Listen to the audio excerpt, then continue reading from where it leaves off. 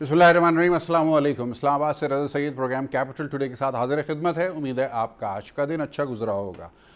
आज की आम तरीन खबर से कुछ देर कबल वज़ीर-ए-आज़म पाकिस्तान का अपनी कलीदी टीम के साथ दौरा देअमिर भाषा डैम की साइट का, जहाँ पर जायज़ा लिया उन्होंने कामों का कि जो वहाँ पर इस वक्त जारी हैं। उनको ब्रीफिंग दी गई, तफसीलात बताई गई इस प्रोजेक्ट के हवाले से कि इसकी क्या कैपेसिटी होगी, कितनी बिजली बनेगी, कितना पानी स्टोर हो सकेगा और कितने सालों के लिए पाकिस्तान की मईशत के ऊपर एक सस्टेनेबल वैल्यू एडिशन हो जाएगी इस प्रोजेक्ट की मुकम्मल तकमील के बाद।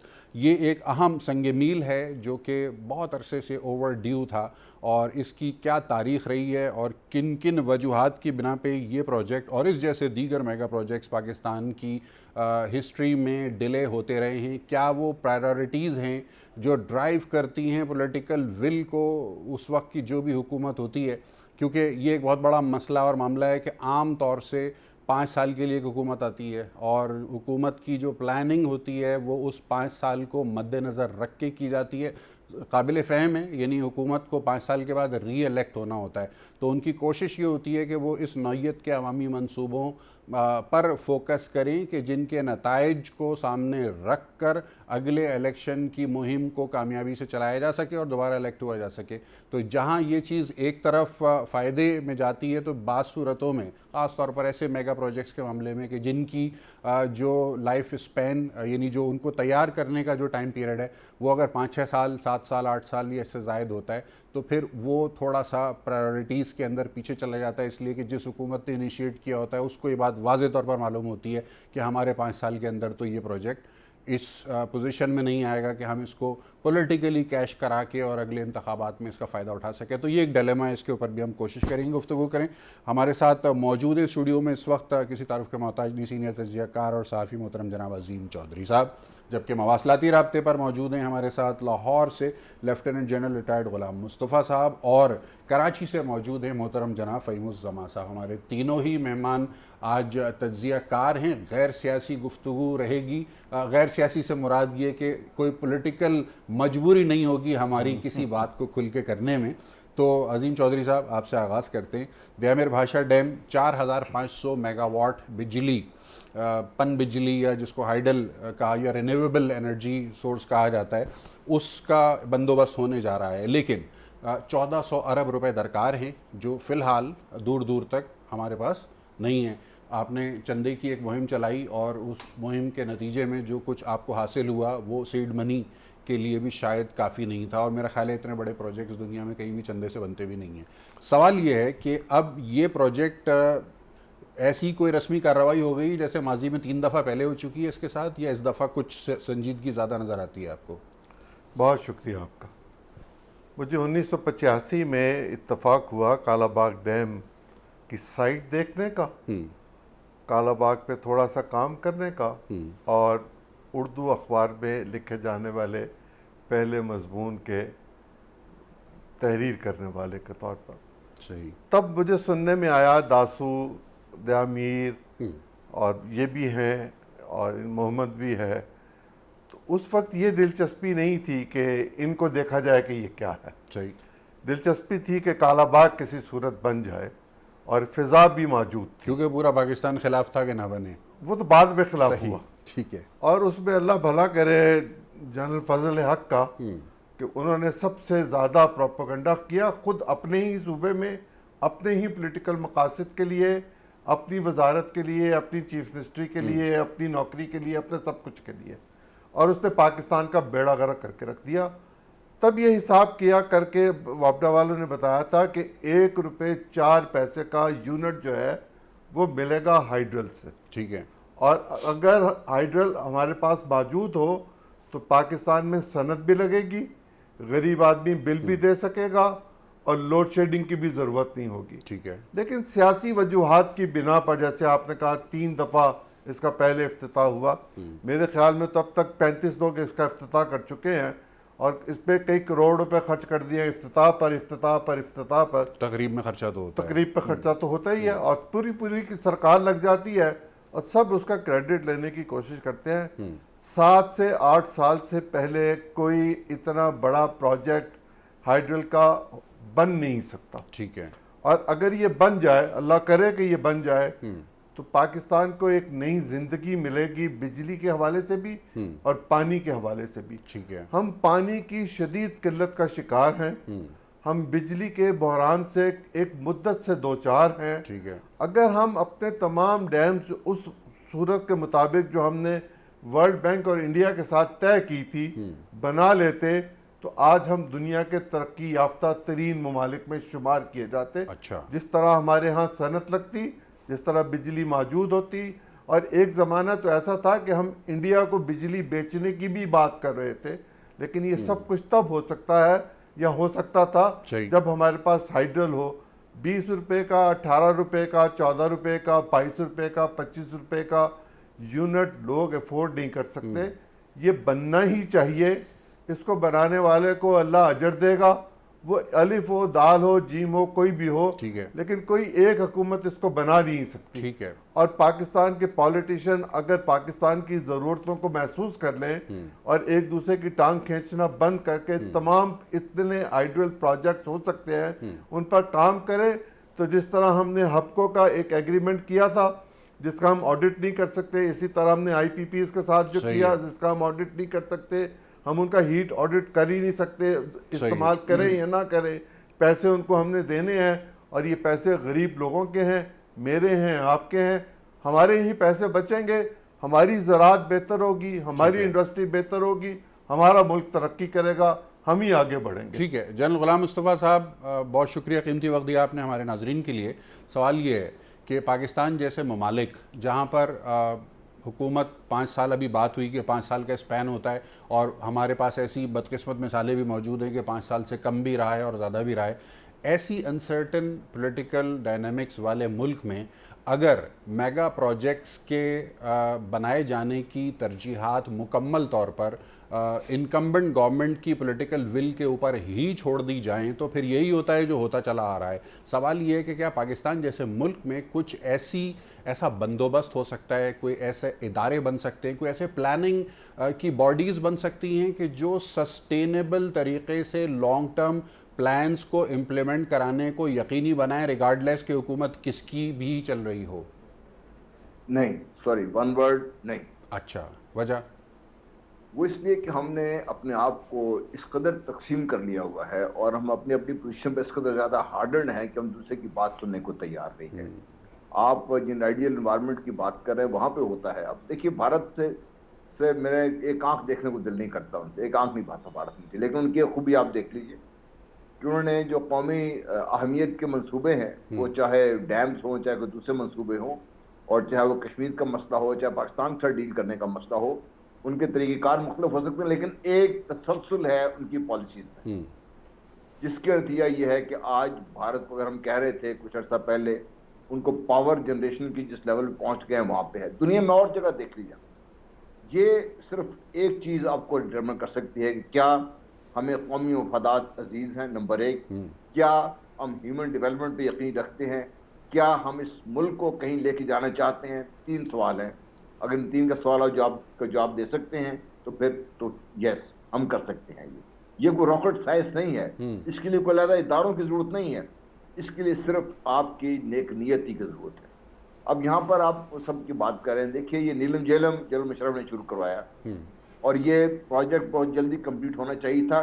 اس کو اپنی مدت سے 3 گنا زیادہ مدت بڑھائی گئی اور پھر اس کے اوپر اس سے زیادہ خرچہ بڑھایا گیا, اس کے زیادہ. صحیح ہے. اب اس کا آڈٹ بھی نہیں ہو سکتا, ہم یہ چیک نہیں کر سکتے کیونکہ ہر حکومت دوسرے کو جواب دیتی رہے گی کہ یہ نہیں, میں ذمہ دار نہیں تھا, فلانا ذمہ دار. پولیٹیسائز ہو جاتا ہے معاملہ. بالکل جی. اس لیے یہ ہے کہ ہمیں ایک تو اپنے آپ کو پروجیکٹ ریویو کی عادت ڈالنی چاہیے. نمبر 2, پروجیکٹ چاہے میرا لگا ہے چاہے آپ کا لگا ہے, جب بھی کمپلیٹ ہو اس سارے کا آڈٹ ہو کے قوم کے سامنے آنا چاہیے, کیونکہ پیسہ تو میرا آپ کا لگا ہے. صحیح ہے. ٹھیک ہے. اور نمبر 3, ہمیں جو مقدس گائیں ہم نے بنا رکھی ہیں کہ چونکہ وہ اس قدر مقدس ہے اس لیے ہم اس کی بات نہیں کر سکتے. دیکھیے, پاکستان کا جو بیڑا غرق ہوا ہے, اگر آپ پاکستان کی اکانومی کے مائل سٹون دیکھنا چاہیں نا تو 2-3 مائل سٹونز ہیں, کسی کو اندھے کو نظر آتے ہیں وہ سارے. اور آج جب ابھی عظیم صاحب بھی بات کر رہے تھے کہ 20-22-23 روپے میں بجلی کا کیوں دے رہا ہوں, تو اس لیے میں دے رہا ہوں کہ ہم نے جو آئی پی پی سے معاہدے کیے وہ آج تک ہمارے گلے پڑے ہوئے ہیں, ہم बाहर नहीं निकल सकते। सही है। ऊपर से फिर हमने कोल्ड फायर प्रोजेक्ट तक चले गए, क्योंकि वो भी जल्दी लग सकते थे।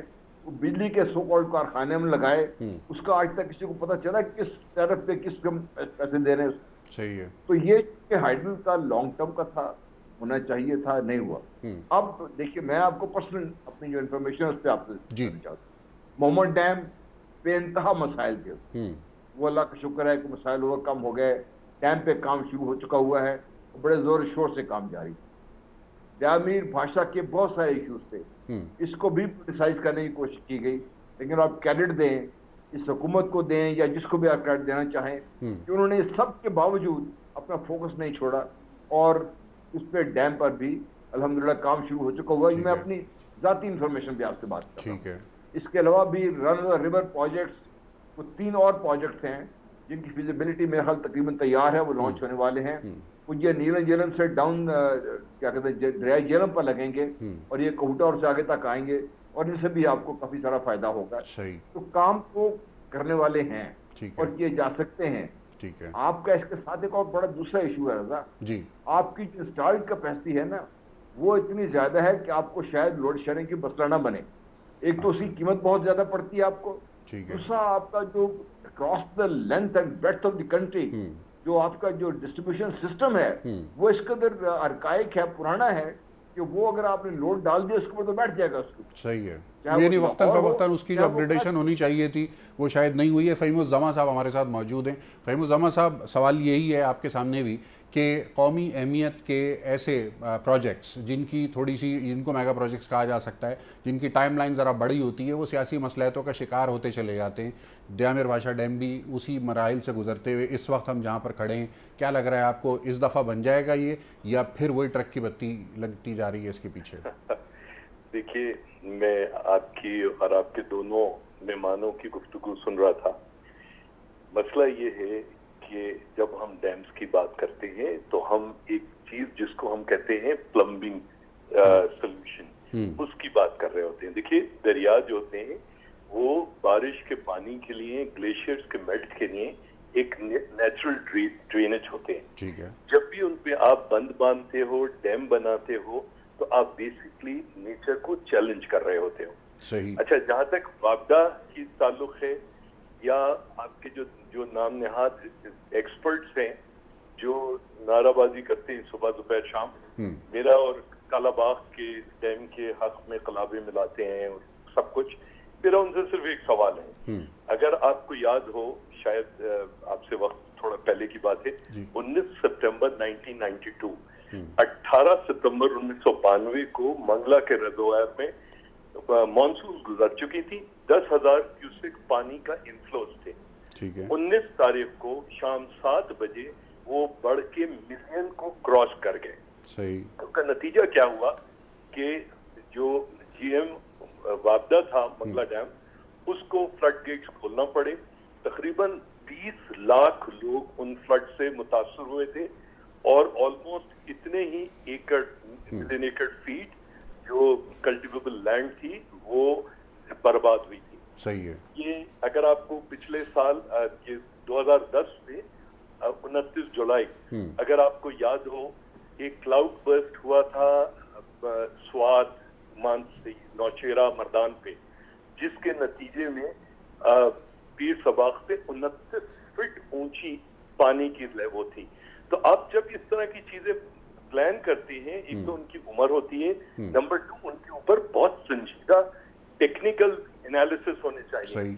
अगर जो लोग सिर्फ और सिर्फ अपने वेस्टेड इंटरेस्ट में या नाराबाजी में या जो पाकिस्तान की एक एस्टेब्लिशमेंट 1947 से रही है, उस एस्टेब्लिशमेंट के उसके जो एक पहले से लेट डाउन नारे हैं पाकिस्तान को, उन सारी चीजों से अपने आप को कता नजर रख के देखिए।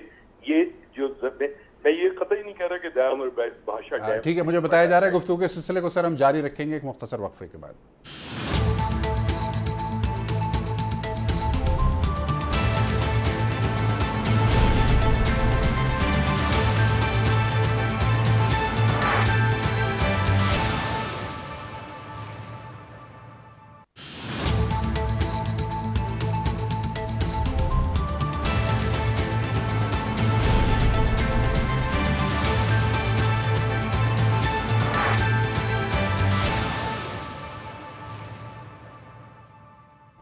جی وقفے کے بعد خوش آمدید. گفتگو چل رہی تھی دیامر بھاشا ڈیم پر اور اب ترتیب کے اعتبار سے ہم کچھ بات کرنا چاہیں گے پڑوس میں چابہار بندرگاہ کے حوالے سے. کل ایک خبر آئی جس کو آج ڈان نے بہت تفصیل کے ساتھ شائع کیا ہے اور وہ خبر یہ ہے کہ بھارت جس کے ساتھ ایران کی ایک انڈرسٹینڈنگ تھی چابہار سے ریلوے ٹریک بنانے کی اور اس بندرگاہ پہ کچھ اشتراک عمل کی، وہ معاملہ بالآخر ایک منطقی انجام کو پہنچ گیا اور وہ منطقی انجام یہ بتایا جا رہا ہے کہ اب بھارت کو وہاں پر چابہار کی بندرگاہ کے معاملات میں کام کرنے کی اجازت نہیں دی جا رہی ہے. اور یہ ڈیولپمنٹ ہوئی اس پس منظر کے ساتھ کہ چائنا کی جانب سے تقریباً $400 ارب کی سرمایہ کاری over the period of certain time line Iran میں ہونے جا رہی ہے، جس کے اندر کیپیسٹی بلڈ ہوگی انفراسٹرکچر کی اور ان کی ریفائنریز کی اور آئل پائپ لائنز کی اور آئل سپلائی چین کی. تو اسی تناظر میں بتایا جا رہا ہے کہ چابہار میں اب بھارت کا جو ایک فزیکل انفلوئنس کا جواز تھا وہ ختم ہو چکا ہے. اس کے اوپر میں چاہوں گا کہ تجزیہ کر لیں ہم عظیم چودھری صاحب. اور عظیم چودھری صاحب اگر 2 جملے دیامر بھاشا ڈیم کے حوالے سے کوئی اپنے کنکلوسیولی کہنا چاہیں تو موسٹ ویلکم صاحب. دیکھیں میں اس پہ بعد میں بات کہتا ہوں، پہلے اس پہ بات کر لوں. جی یہ ایک خوش آئند بات ہے کہ چابہار سے بھارت کا جانا اور چائنا کے ساتھ ایران کا معاملہ طے ہو جانا یا طے ہو جانے کے مراحل میں چلے جانا. اس کا مطلب یہ ہے کہ ایران پر جو امریکی پابندیاں ہیں ان پابندیوں سے بھی انحراف کیا جائے گا اور چین ایک نیا راستہ کھولے گا دنیا بھر کے لیے کہ تجارت بھی ہو سکتی ہے، انویسٹمنٹ بھی ہو سکتی ہے. اور اس کے ساتھ ساتھ اس پہ گوادر جو ہے اس کو استعمال کرنے کی بات بھی کی گئی ہے کہ چابہار کی بجائے گوادر کی بندرگاہ جو ہے اس کو استعمال کیا جائے گا، یعنی وہ ایک دوسرے کو کمپلیمنٹ اور سپلیمنٹ کریں. اور یہاں سے جو تجارت ہوگی اور تیل کا جو ایران کی طرف سے چین کی طرف جانا ہوگا اس کے بھی شاید ہم بینیفیشریز میں سے موجود ہوں گے اور گیس کے حوالے سے بھی موجود ہوگا یہ سارا معاملہ اور ہمیں وہ بہت سستا پڑے گا. اور اس سے دنیا بھر میں ایک نئی صورتحال پیدا ہوگی معاشی طور پر اور ایک استحکام ہوگا تیل کی قیمت میں بھی. جب تیل کی خرید و فروخت اوپیک کے اس سے نکل کر باہر بھی نکلے گی تو چیزیں مختلف ہو جائیں گی. جہاں تک دیامیر اور کالا باغ کی بات ہے، میں اس کو پولیٹیکل رنگ تو نہیں دینا چاہتا، لیکن یہ ضرور گزارش کرنا چاہتا ہوں کہ جو کچھ ایوب خان نے اپنی کتاب میں لکھا فرینڈز ناٹ ماسٹرز میں، اس کو اگر پڑھ لیا جائے اور یہ ڈیم اس وقت بن جاتے ہیں تو شاید یہ جو کشن گنگا اور باقی ڈیموں کی بات ہے یہاں تک اب صورتحال نہ پہنچتی اور پاکستان پانی کے معاملے میں جس حالت کو پہنچ چکا ہوا ہے اس تک نہ پہنچتا. اور اگر کالا باغ پہ کسی وقت آپ گفتگو کرنا چاہیں بھلے فہیم صدیقی صاحب یا کوئی اور بھی ہوں تو میں اس کے لیے تیار ہوں. ٹھیک ہے. جنرل غلام مصطفیٰ صاحب ہمارے ساتھ موجود ہیں. جنرل صاحب چابہار سے بھارت کا ایگزٹ ہو جانا اس کو آپ کس طرح سے دیکھ رہے ہیں؟ یعنی جیو اسٹریٹجی جو ہے یا جو پورا ایک جیو پولیٹیکل کینوس ہے اس خطے کا، اس پر دور رس کیا امپیکٹ اس کا نظر آتا ہے؟ دیکھیے اس خطے کے جو پاور ڈائنامکس تھے وہ انڈر تبدیل ہو رہے ہیں اور تبدیل ہونے کی رفتار جو ہے وہ تھوڑی تیز ہو گئی ہے. اچھا. تھوڑا سا آپ کی یاد دہانی کے لیے کہ جب چینی صدر پاکستان تشریف لایا اور یہاں پہ انہوں نے سی پیک کا اعلان کیا تو اس کے بعد وہ پہلے سعودی عربیہ گیا، اس کے بعد وہ ایران آئے اور ایران سے اس وقت بھی انہوں نے تقریباً $150 ارب کے معاہدے کیے. پھر ایک ٹرین چلی جو چائنا سے 14 دنوں میں ایران پہنچی، سب یہ دیکھنے کے لیے کہ کیا لاجسٹکلی یہ پاسبل ہے، ہو سکتی ہے. اس کے بعد پھر ہمیں یہ خبر آئی کہ چین اور ایران کے درمیان جو معاہدے ہیں وہ کافی آگے پہنچ چکے ہوئے ہیں اور چین نے اپنے تقریباً بریگیڈ پلس سائز فورس بھی وہاں پلیس کرنے کا ایک اعلان کیا ہے کہ اگر ضرورت پڑی تو ہم یہ اپنی فورس بھی وہاں پلیس کر دیں گے. ٹھیک ہے. اس کا ایک اور پہلو یہ ہے کہ جب یہ ریسنٹ امریکن پابندیاں لگیں تو اس وقت دنیا یہ دیکھ رہی تھی کہ چین کیا کرے گا. صحیح. چین نے آلریڈی ایز دے سے they have run the blocked اور وہ چینی جو آئل ٹینکرز ہیں، ایرانی آئل ٹینکرز ہیں، یہ نہ صرف جا رہے ہیں یہاں سے باقاعدہ جا رہے ہیں اور چابہار سے جہاں سے بھی لوڈ ہو رہے بندرباس سے لوڈ ہو کر باقاعدہ چین پہنچ رہے ہیں اور جو امریکن پابندیاں تھیں ان کی آلریڈی دھجیاں یہاں پہ اکھاڑی جا چکی ہیں. اب تھوڑا سا اس کی جو ہوا ہے اور یہ سپیڈ اپ کیوں ہوا ہے، پچھلے دنوں کچھ خبریں آئی تھی کہ ایران کے جو نیوکلیر ڈیولپمنٹ کے جو ان کے سینٹرز ہیں ان میں بہت بڑے بڑے وہاں پہ دھماکے بھی ہوئے ہیں اور نقصان بھی ہوا ہے بہت زیادہ. یہ ایک آئی اوپنر تھا ایران کے لیے کہ وہ اس کو بہت تیزی سے موو کرنا چاہیے اور وہ ڈیلی ڈیلی نہیں کر سکتا, اور اس کے لیے آپشن ایک ہی تھی کہ ایران کے ساتھ وہ بات کرے, اور ایران کے ساتھ بات کیوں آگے پہنچی. میں اس بارے میں بڑے عرصے سے لکھ بھی رہا ہوں کہ ایران اور پاکستان نیچرل پارٹنرز ہیں, اکنامک پارٹنرز ہیں, اور ہماری ایک تاریخ رہی ہے, اور اس تاریخ میں تلخیاں بھی بہت ہیں. پاکستان کی طرف سے بھی بہت شکایتیں ہیں اور بڑی جائز شکایتیں ہیں, ایران کی طرف سے بھی کچھ شکایتیں ہیں, کچھ جائز ہیں, کچھ انہوں نے صرف پریشر ٹیکٹکس پاکستان کے خلاف استعمال کیے ہیں. وقت آ گیا ہے کہ دونوں ریل پالیٹکس سمجھے اور اپنے جو آپس کے تعلقات ہیں ان کو کسی اور کی وجہ سے ہوسٹیج رکھنے کے بجائے ہم ون ٹو ون تعلقات ڈیولپ کریں, جس سے اس خطے کا اور اس خطے کے ارد گرد مڈل ایسٹ میں تمام لوگوں کا جو ہے فلاح ہوگا. صحیح. تو ایک تو یہ آپ اس پر غور. دوسرا, بھارت نے بہت تیزی سے چاہے باہر کے ساتھ معاہدے کیے, یہ جو ریل لنک تھا اس کا ڈیولپمنٹ کی, اس سے پہلے ان کا ایران کے ساتھ ایک ڈیفنس اسٹریٹجک معاہدہ بھی ہوا. ان کا خیال یہ تھا کہ ایران تو ہماری جھولی میں آگے نہیں جا سکتا, پاکستان کو ہم جیسے سیٹل کر لیں گے, بائی پاس کر لیں گے, اور یہ جو ہمیں بار بار پاکستان کے تھرو ایران کے ساتھ تجارت کرنی پڑتی ہے یا افغانستان تجارت کرنی پڑتی ہے, مڈل ایسٹ جو سنٹرل ایشین ریپبلک سے وہاں جانا پڑتا ہے, ہمارا وہ مسئلہ حل ہو جائے گا. یہ دو لوگ بھی دیکھ رہے تھے, اس کو روس بھی دیکھ رہا تھا, اس کو چین بھی دیکھ رہا تھا, اور یہ کسی کو پسند نہیں تھا کہ یہ ڈیولپمنٹ ہو. اس لیے یہ ہو گیا ہے اور یہ اور آگے چلے گا. اس کو اچھا, یعنی کہ یہ پاکستان کے لیے ایک بلیسنگ ان ڈسگائز والی صورتحال کہا جا سکتا ہے اس کو. جی, یہ پاکستان کو بلیسنگ ان ڈسگائز کے علاوہ بھی میں سمجھتا ہوں کہ پاکستان اس میں کافی حد تک پاکستان کا کوئی رول ہوگا ڈیفینیٹلی, کیونکہ اس میں پاکستان ڈائریکٹلی افیکٹڈ ہے. یہ نہیں کہ پاکستان افیکٹڈ نہیں ہے, پاکستان ڈائریکٹلی افیکٹڈ ہے اس سے. صحیح ہے, ون آف دی کی اسٹیک ہولڈرز ہے اس ریجن کا پاکستان ہوتی ہے. صحیح. افغانستان میں پھر امن کے لیے جو پاکستانی کوششیں ان کے برابر ہونے کا زیادہ چانس بن جاتا ہے. اور اس کے علاوہ جو کشمیر کے معاملات ہیں جس پہ میرا خیال ہے کہ اسلامی ممالک میں سے چند ایک ممالک جو بولے ہیں, اور اس دفعہ تو نہیں ایران نے بات کی, لیکن پچھلی دفعہ ان کے جو ونگ لیڈروں نے ایران باقاعدہ کشمیر کے حق میں انہوں نے اپنی پارلیمنٹ میں بھی اپنے لوگوں سے بات کی تھی انہوں نے اس بات پہ.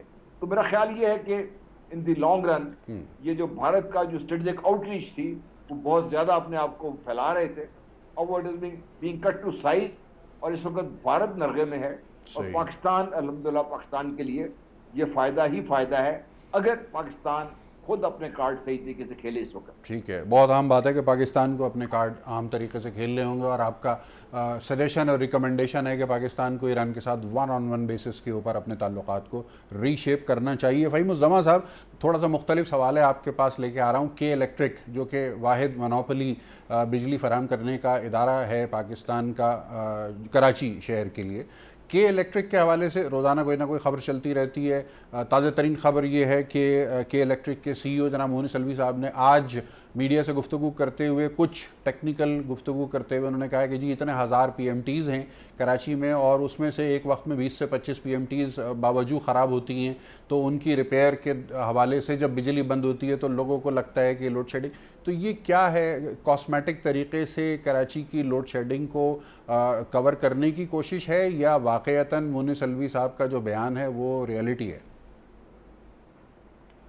دیکھیے, کے الیکٹرک کے پیچھے جو ہے آج سے سال 1.5 سال 2008 سے ابراج جو تھا پیچھے تھا. ابراج جو ہے اس کے ساتھ جو کچھ ہوا ہے اس کی وجہ سے آج کے الیکٹرک کے پیچھے جو فائنینشیل بیکنگ تھی وہ نہیں ہے. ٹھیک ہے, اور لوگوں کو یہ بات سمجھنے کی ضرورت ہے کہ کے الیکٹرک, آپ اگر یہ چاہیں کہ کے الیکٹرک موجودہ حالت میں چلتے ہوئے پروفیٹیبل بھی ہو جائے اور وہ کراچی کو بجلی بھی دے دے, سسٹم بھی مینٹین کر لے, وہ ہو نہیں سکتا.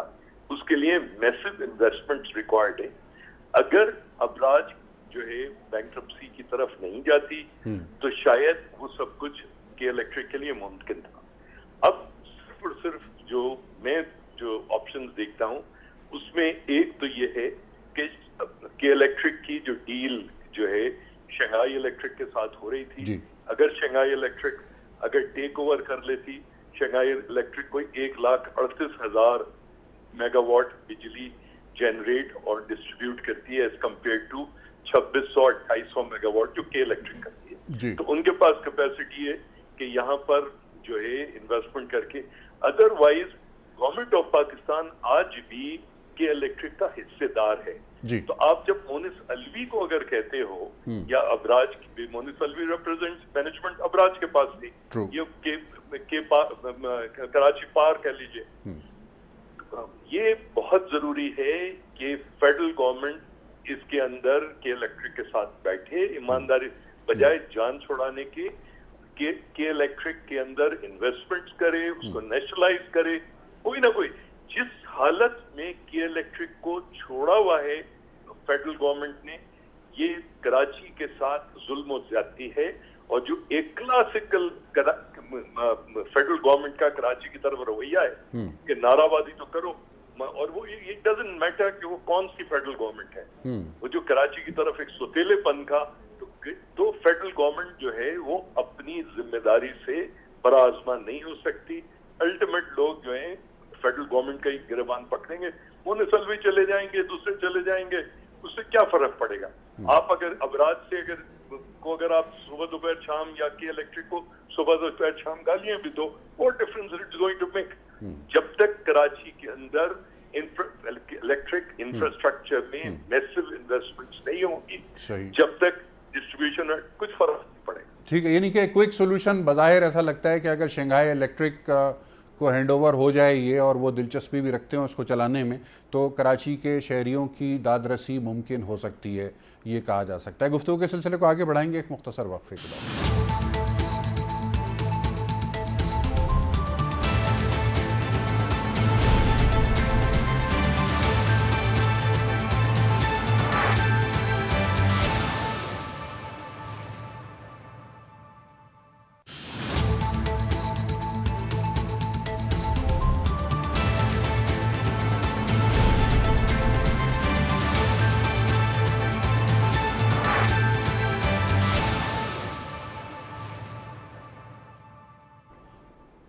जी, वक्फे के बाद एक मरतबा फिर खुश आमदीद। JITs का बहुत चर्चा रहा पिछले दिनों, और बड़ी डिससर्विस रही JIT के हवाले से पाकिस्तान के अवाम के साथ। और वो डिससर्विस ये थी कि हम सारी बहस इसी बात पे करते रहे कि कौन सी असली है और कौन सी जाली है, लेकिन उस JIT में जो लोग नामज़द हैं, जिनके जराइम की वजह से हज़ारों पाकिस्तानी अपनी जान से गए, सैकड़ों हज़ारों के माली मफादात को नुकसान पहुंचा या वो तबाह बर्बाद हो गए, उनके खिलाफ़ कोई कार्रवाई नहीं हो सकी। बल्दिया टाउन की भी एक JIT थी जो उन्हीं दिनों जारी हुई, वो 259 लोग जो कि जलाकर राख कर दिए गए, उनको कत्ल करने वाले लोगों के ख़िलाफ़ अब तक कोई कार्रवाई नहीं हो सकी। एक शख्स जिसका नाम मोहम्मद अनवर है और वो लंदन में रहता है, उसने ख़ुद TV पर आकर ये एतराफ़ किया कि ये रॉ से, भारत से पैसे लेकर और अपनी पार्टी चलाया करते थे। इन लोगों के ख़िलाफ़ किसी किस्म की कोई कार्रवाई नहीं हुई। हम सिर्फ इसी बहस में रह गए कि कौन सी JIT असली है और कौन सी JIT नकली है। अजीम चौधरी साहब, इसका मदावा हो सकता है इस सारी सूरत हाल का? क्या मदावा होगा जी, हम बेहिस लोग हैं, और मीडिया की बेहिसी का आलम आप मुझसे ज़्यादा जानते हैं। हम नॉन इश्यूज़ को इश्यूज़ बनाने की कोशिश करते हैं, और जो इश्यूज़ हैं उन पर हम गुफ्तगू करते हुए कतराने की कोशिश करते हैं कि कहीं हमें इश्यूज़ पर अपनी राय ना देनी पड़े। हम कमेटी नहीं करना चाहते किसी ऐसी चीज़ को जिसका हमें फ़ायदा ना हो, और हर चीज़ में फ़ायदा नहीं हो सकता। कुछ कौमी मफादात होते हैं, कुछ कौमी तकाज़े होते हैं, कुछ इंसानी ज़िंदगी की कदर व कीमत होती है, कुछ इंसान के तौर पर, कुछ सहाफ़ी के तौर पर, कुछ पाकिस्तानी के तौर पर हमारी ज़िम्मेदारियाँ हैं। हम उन ज़िम्मेदारियों से ओहदा बरा नहीं होना चाहते। हम ये चाहते हैं कि किसी दूसरे पर उसकी ज़िम्मेदारी डाल दी जाए और मैं उसमें से निकल जाऊँ और फिर मैं बैठ कर तनकीद करूँ। जब कभी हमारे पास कोई इशू नहीं होता तो हम एक छोटे से इशू को बड़ा इशू बना लेते हैं। सही। और जब कोई बड़ा इशू हमारे पास होता है तो हम बावजूद उस पर बात ही नहीं करना चाहते। JIT के अंदर जो लोग शामिल हैं उनके नाम अगर सामने लाए जाएं, उन पर गुफ्तगू की जाए, उन्हीं को कटहरे में खड़ा किया जाए, उन्हीं से बात की जाए, और जो मजलूमीन हैं उनकी दादरसी के लिए उनसे भी तो कोई बात करे। उनसे तो मैंने कहीं नहीं देखा किसी TV चैनल ने कोई गुफ्तगू की हो। हमारा किरदार कोई बहुत अच्छा नहीं, काबिल तारीफ नहीं है। जनरल गुलाम मुस्तफ़ा साहब, JIT में मुबैना तौर पे जो लोग मुलव्विस हैं, नामज़द हैं, जिनके नामों का जिक्र है, वो हंस के TV टॉक शोज़ में बैठ के अपनी JIT को डिस्कस कर रहे हैं। किस किस्म का निज़ाम है ये कि जिसमें हम सज़ा नहीं दे सकते उन लोगों को कि जो इतने साल गुजर गए हैं और जो कि वाज़े तौर पर मुलव्विस हैं जराइम में? دیکھیے پاکستان کا بدترین چہرہ ہم نے پیش کیا ہے اس سلسلے میں، جہاں پہ ظلم جو وہ تو پنپ رہا ہے اور انصاف دن بدن اور لحظہ بلحظہ زمین کے تلے جا رہا ہے. اگر یہی حال رہا تو پھر ہمارے معاشرے کے وجود قائم رہنے کا کوئی وجہ نہیں رہ جاتی.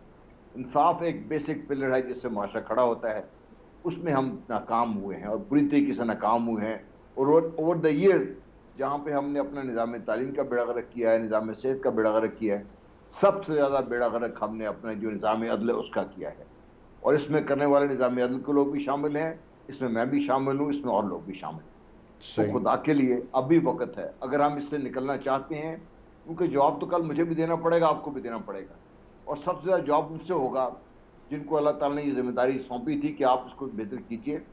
یہ 2259 آدمیوں کو جلب کرنا، اور کتنا عرصہ ہو گیا اب آ کے JIT پبلک کیا، وہ بھی انڈر پریشر پبلک کی گئی. جس دن ہوا تھا اس دن سے کتنی دیر لگی تھی سارے معاملے کو انرت کرتے ہوئے.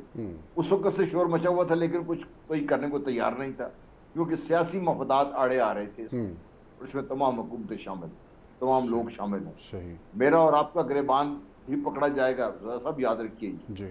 اور ہم اس میں مجرم ہیں کیونکہ ہم نے اس ظلم کے نظام کو پنپنے میں، اس کو روکنے میں میں نے کوئی کردار ادا نہیں کیا، اس لیے میں خود اپنے آپ کو اس چیز کا مجرم سمجھتا ہوں. صحیح. فہیم الزماں صاحب، اختتامی مراحل ہیں. JIT بن گئی، 8 سال کے بعد کسی نہ کسی طرح سامنے بھی آ گئی، سزا کسی کو نہیں ہوئی، کیوں؟ رضا، جو لوگ ملزمان یا مجرموں کو پروٹیکٹ کرتے ہیں وہ اس ملک کے سب سے مضبوط لوگ ہیں، تو سزا وزا تو کسی کو نہیں ہونی. آپ بدنصیبی دیکھیں، ایک جرمن کمپنی YKK نے جو یہاں سے گارمنٹس بنواتا تھا، اس نے کمپنسیشن پے کیا. ہماری ریاست نے یا کسی ریاستی ادارے نے یا ملزمان نے نہیں کیا. ایک چیز اور دیکھیے، جو آگ لگی، لوگ اتنے مرے، اس کی ایک وجہ تو یہ تھی کہ آگ لگائی گئی. دوسرا، جو فیکٹری تھی اس کو چاروں طرف سے سلاخیں اور گرلز لگا کے بند کیا گیا تھا. آج بھی آپ جائیے اس علاقے میں ہر فیکٹری کے اندر گرلز اور سلاخیں لگی ہوئی ہیں تاکہ ورکرز کوئی چوری نہ کر سکیں. اور اگر خدا نہ خواستہ کسی فیکٹری میں دوبارہ کوئی آگ لگتی ہے، کوئی ایسی چیز ہوتی ہے، تو جو ورکرز ہیں اسی طرح سے جل کے مریں گے. جیسے میں کہتا ہوں، آپ مجرموں کو مت دو سزا، آپ کس کمپنسیشن نہیں دو، مگر کم سے کم جو لوگ ابھی نہیں جلے ہیں ان کو تو بچانے، جو لوگ ابھی نہیں جلے ہیں ان کی زندگیوں کو بچانے کے لیے اقدامات تو کر لیں. لیبر لاس کے اوپر اور جو اسٹینڈرڈ آپریٹنگ پروسیجرز ہیں اور جو بیسٹ پریکٹسز ہیں ان کو امپلیمنٹ کرنے سے ہمیں کون روک رہا ہے؟ یہ ایک بہت عام سوال ہے جس کا جواب شاید ہم میں سے کسی کے پاس بھی موجود نہیں ہے. بہت بہت شکریہ مہمان گرامی، قیمتی وقت دی ہمارے ناظرین کے لیے. کل انشاءاللہ آپ کی خدمت میں نئے موضوع کے ساتھ دوبارہ حاضر ہوں گے. اپنا بہت خیال رکھیے، کووڈ کی احتیاط جاری رکھیے، اس لیے کہ کرونا لا علاج ہے. جی پاکستان کی.